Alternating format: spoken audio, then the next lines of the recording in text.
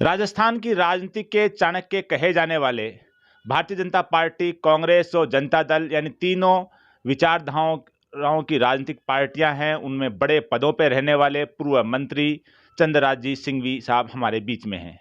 हम राजस्थान की राजनीति और गुजरात के चुनाव को लेकर के और विशेष तौर पे राजस्थान के अंदर जो पॉलिटिकल घटनाक्रम हो रहे हैं और अगले साल विधानसभा चुनाव है राजस्थान पे, उनके बारे में उनसे चर्चा करेंगे। चंद्रा जी, थार न्यूज में आपका बहुत बहुत स्वागत है। धन्यवाद भाई।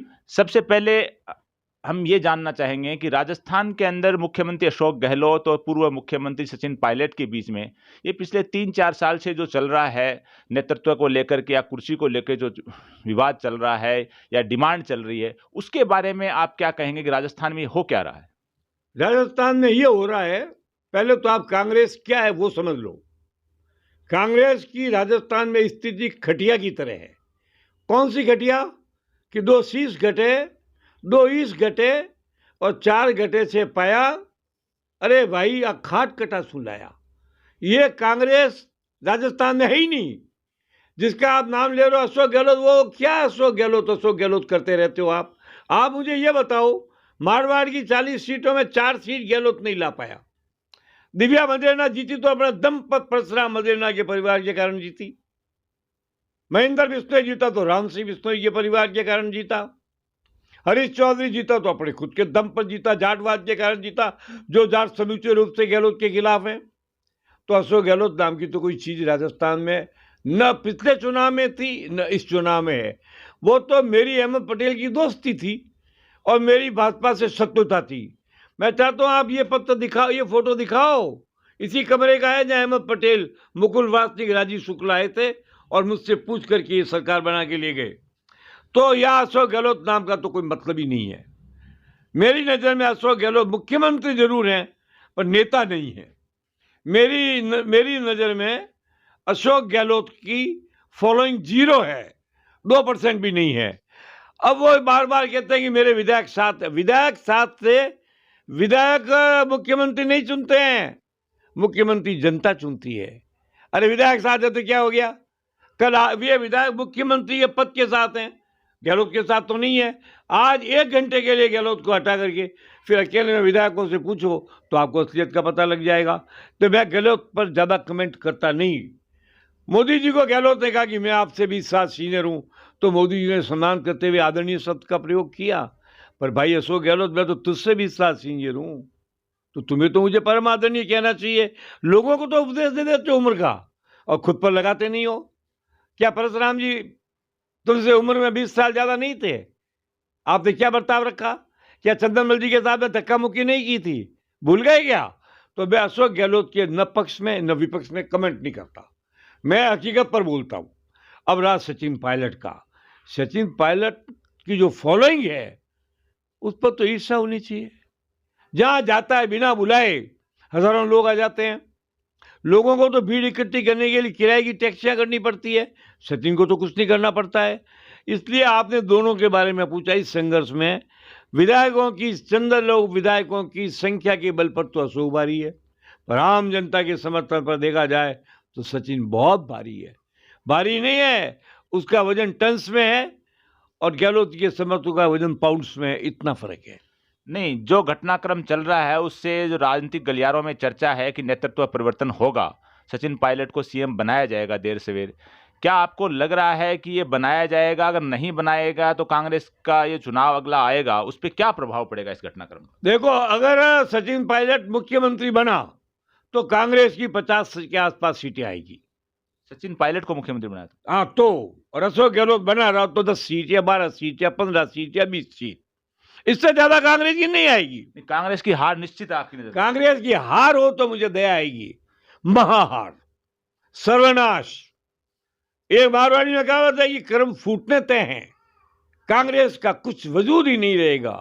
सचिन आया तो वजूद बनेगा, वो भी अगर अभी आ गया तो, और 4-6 महीने निकाल दिया तो सचिन बनेगा भी नहीं।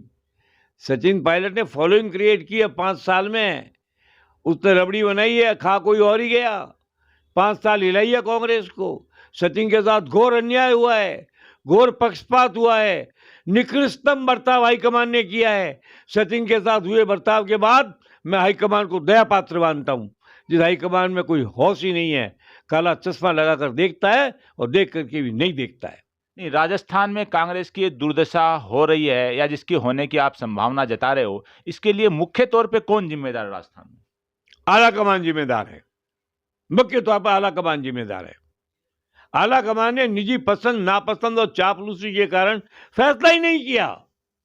आज भी आला कमान फैसला करेगा। ताजू आज गुलाब कोठारी ने संपादकीय में प्रथम पेज पर लिखा है कि खड़गे जी अब तो खड़को, न तो खड़गे जी खड़केंगे न भड़केंगे। कांग्रेस तो ऐसे ही कमजोर है, वो कमजोर होती जाएगी। आप तो मेहरबानी करके ये कहो कि अरे खड़गे जी, कांग्रेस के भावी चुनाव में जीतने वाली संभावित विधायकों की संख्या पर आंकलन करो, वर्तमान विधायकों पर मत करो। ये तो है, ये तो बेचारे हैं, जब जिसका राज होगा उस कुर्सी के चिपक जाएंगे। इनका बिगड़ता क्या है? इनको तो कुर्सी चाहिए, चेयरमैनशिप चाहिए, मंत्रिमंडल चाहिए, घूमने चाहिए, ट्रांसफरों का अधिकार चाहिए, अपने अपने क्षेत्र में दादागिरी चाहिए, बेच के पैसे कमाने का तरीका चाहिए। इसके अलावा इन विधायकों की डिमांड क्या है? इसलिए विधायकों को मैं किसी व्यक्ति के साथ नहीं मानता, केवल और केवल पद और कुर्सी के साथ मानता हूँ। अभी जो अगला विधानसभा चुनाव है उसमें जो छोटी पार्टियां हैं, इसमें आम आदमी पार्टी ये भी अपनी कोशिशें कर रही है राजस्थान में, और आप कह रहे हो कि जब कांग्रेस की बुरी हार होगी तो खुली जीत किसकी होगी? और इन छोटी पार्टियों का क्या रोल रहेगा? इनका भी कोई कुछ रहेगा क्या? इनका कोई विधायक आना या पहले नंबर, दूसरे नंबर, तीसरे नंबर पे? महाभारत में महारथियों का तो नाम सुना है, पर प्यादों का नाम सुना है कभी आपने? सुना है कभी? शतरंज खेलो कभी? वजीर का नाम सुना है, ऊंट का नाम सुना है, घोड़े का नाम सुना, बादशाह का नाम सुना, प्यादी का नाम सुना है कभी? ये छोटी पार्टी तो प्यादियां हैं, इनका कोई अर्थ ही नहीं है। इनका एक आध एमएलए आएगा, हनुमान ले आएगा अपनी ताकत पे, 5-7 एमएलए तो ला सकता है। किरोड़ी विद्रोह करेगा नहीं तो मीणों में कुछ होगा नहीं। छोटी पार्टियों का अर्थ क्या? छोटी पार्टियों में आप पार्टी पर आप कूद रहे हो। आप पार्टी लोगों को सुविधाएं बेच करके टिकट लेना चाहती है। राजस्थान का मतदाता भिखारी नहीं है कि आपका बिजली का बिल माफ कर देंगे हमको वोट दे दो, क्या आपके पानी का बिल माफ कर देंगे हमको वोट दे दो। ऐसे लोगों को तो राजस्थान की जनता अपने तलवे पर रखती है। आप पार्टी का नाम नहीं है। दूसरी छोटी पार्टी रालो पर लाएगी 5-7 सीट। और नाम बोलिए, आप कौन सी पार्टी की बात कर रहे हो? हनुमान बेनीवाल की पार्टी 5-7 सीटें ला ज़्यादा सकती भी है। ला सकती है। तो भारतीय जनता पार्टी क्योंकि वही एक मुख्य पार्टी है, तो उसके अंदर भी नेतृत्व को लेकर के भी जो कसमकश चल रही है, उसमें क्या रहेगा आपकी नज़र में कि भारतीय जनता पार्टी क्या कर सकती है इसके लिए? आप मुझे एक बात बताओ, भारतीय जनता पार्टी में नेतृत्व की लड़ाई है, यह उनका हिंदुनी पार्टी का मामला है। सरकार जनता को क्या लेना देना है? जब तक राष्ट्रीय सेवक संघ जिंदा है, उसके हाथ में कमान है, जो है उसकी ताकत बनी हुई है, जब तक भारतीय जनता पार्टी की आंतरिक फूट का कोई मतलब ही नहीं है। भारतीय जनता पार्टी जितना फूटेगी, फेविकॉल लगा करके आरएसएस उसको चेप देगा। क्या कर लोगे आप? नहीं, अगर जैसे भारतीय जनता पार्टी ने वसुंधरा राजे पूर्व मुख्यमंत्री को कोई वजन नहीं दिया और अशोक गहलोत को कांग्रेस ने राजस्थान से हटा दिया, तो पिछले 4-5 साल से ये भी घटनाक्रम चल रहा है कि इन दोनों की राजनीतिक तौर पे आपस में तालमेल है। तो क्या ये लोग दोनों अपनी अपनी पार्टियों से हाशिए पे लगने के बाद कुछ नया नहीं कर सकते? कोई कर ही नहीं सकते। अरे ये क्या आपके तो वसुंधरा जी कहीं नहीं जाने वाली है, वो पार्टी में रहने वाली है। उनको अपना भविष्य दिखता है, अपने बेटे का भविष्य दिखता है। और अगर कोई चला भी जाएगा तो भूल गया क्या कल्याण सिंह जी का क्या हाल हुआ था उत्तर प्रदेश में, उमा भारती का क्या हाल हुआ था मध्य प्रदेश में। भाजपा छोड़ करके जाने वाली तो दुर्गति होती है। और वसुंधरा बुद्धिमान तो है ही, मैं तो उनका एडवाइजर रहा हूँ, साथ रहा हूँ, तो वसुंधरा ऐसी गलती करने वाली नहीं है। तो वसुंधरा का नाम हटा दीजिए। अब बाद में 6 बज गए, 6 में कौन है मुझे बताइए आप? ओम बिरला तो किसी हालत में मुख्यमंत्री पद का दावेदार नहीं है। अब वो दौरे में गया था, कोई लोगों में चर्चा ही नहीं थी। उसके बाद ओम जी माँ तो बीमार है, लगी हुई भी है, उनका कुछ भी नहीं है, उनको आरएसएस एक्सेप्ट करता ही नहीं है। उसके बाद में रहेगा अर्जुन मेघवाल, तो जगन्नाथ पहाड़िया का भविष्य देख चुके हैं, इसलिए यहाँ पर कोई चांसेस नहीं कि अर्जुन मेघवाल को मौका मिलेगा। उसके बाद में बचा कौन? नाम बताओ तो मैं भी कुछ कमेंट करूं। नहीं, फिर नए नामों में भी तो प्रदेश अध्यक्ष हैं या और जो राजसमंद सांसद हैं। एक मिनट, प्रदेश अध्यक्ष सचिन पूनिया जी जूनियर हैं, वो मुख्यमंत्री पद के नहीं, कैबिनेट मंत्री के दावेदार जो बन जाएंगे। दिया कुमारी में दम है, दिया कुमारी का वर्चस्व है, उसका बैकग्राउंड है। वो राजसमंद से 6 लाख वोट से जीती है, उन पर विचार हो सकता है, या रेल मंत्री है उसका भी कुछ विचार हो सकता है। पर रेल मंत्री नया नया राजस्थान में आया, मैं जिस यूनिवर्सिटी का प्रेसिडेंट था उसका वो स्टूडेंट था, मेरे गांव के पास का रहने वाला, मैं जानता हूं उसको, वो भी मुख्यमंत्री पद का इजीली दावेदार नहीं है। तो मेरे को लगता है इन सब नामों में अगर सर्वाधिक संभव नाम है तो दिया कुमारी का नाम है। दिया कुमारी नहीं आएगी तो फिर कोई और आ सकता है, मगर हालात बड़े क्लियर हैं कि भाजपा में नेतृत्व की इसलिए लड़ाई नहीं है कि अगर वो हरियाणा में किसी नॉन जाट को मुख्यमंत्री बना सकती है तो चाहे जिसको बना देगी। एक बार जब बन जाएगी मोदी और अमित शाह का ठप्पा लग जाएगा तो उसके पीछे सब हम यहाँ भर देंगे, कोई ना देगा ही नहीं। इसलिए भाजपा में इंटरनल लड़ाई अर्थहीन है। जब तक संघ जिंदा है भाजपा की इंटरनल लड़ाई अर्थहीन है। गुजरात चुनाव पे अपन बात करें तो जैसे आपके बारे में है कि आप गुजरात जाएंगे चुनाव के दौरान, तो गुजरात में क्या लग रहा है कि लगातार पिछले करीब 27-28 साल से वहाँ भारतीय जनता पार्टी का शासन है और प्रधानमंत्री मोदी के लिए भी एक बड़ा प्रेस्टिज इश्यू है कि हर हाल में गुजरात जीतना है, और कांग्रेस के पास भी पूरे भारत के अंदर 2 राज्य बचे हैं, तो वहाँ का क्या परिस्थितियाँ रहेंगी गुजरात की? आप खुद गुजरात जा रहे हैं। कांग्रेस की हार तो तय है। गुजराती बहुत समझदार कौम है, वो जानती है कि देश का नेतृत्व तो गुजराती के हाथ में है। गुजराती केवल नरेंद्र मोदी गुजरात का नेता नहीं है, भारत देश का नेता है। क्या गुजराती इतने मूर्ख हैं कि राष्ट्र का नेतृत्व छोड़ के किसी छुट भैया को ले आएंगे? आप पार्टी जो खरीदारी का धंधा चला रही है, क्या गुजरात की जनता भिखारी है? क्या गुजरात का वोटर बेगर है जो उनके लालच में आ जाएगा? न तो आप न कांग्रेस, वहां भी भाजपा की सरकार बन जाते हैं। मोदी जी को कोई चिंता फिक्र होनी नहीं चाहिए, क्योंकि मोदी का मतलब ही गुजरात है, मोदी का मतलब गुजराती है, मोदी का मतलब राष्ट्रवाद है, मोदी देश का नेता है। और आज गुजरात के हाथ में दिल्ली की कमान है, उसको कमज़ोर करके और गुजराती लोग किसी गैर गुजराती के हाथ में रास्ते की नैया दे देंगे, यूपीएन को लाएंगे या पंजाबी को लाएंगे, ये संभव नहीं है। इसलिए वहाँ भी भारतीय जनता पार्टी की जीत तय है। आप गुजरात जाएंगे, कितने दिन वहाँ रहेंगे और आप किसके लिए क्या करेंगे वहाँ? जितने दिन तक आप पार्टी और कांग्रेस गुजरातियों को बहकावे में ला करके बुलावे में डालेगी, उतने दिन वहां बैठकर मैं उनको बुलावे से दूर करूंगा। मेरा रहना पक्का है।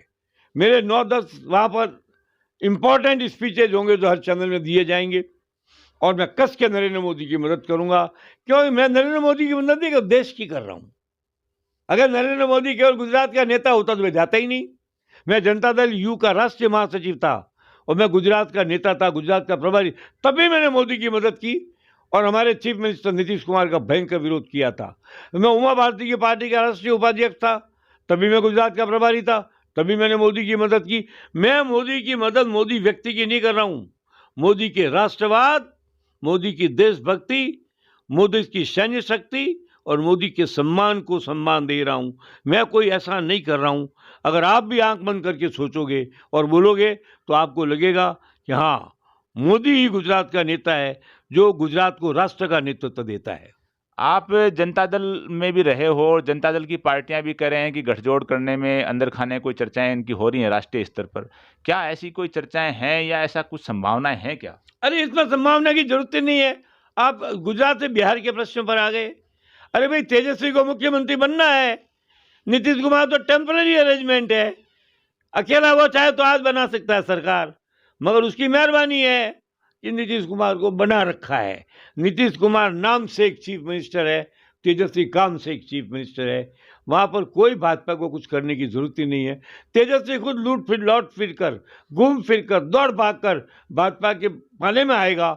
ये मेरी राजनीतिक कैलकुलेशन है, इंफॉर्मेशन नहीं है।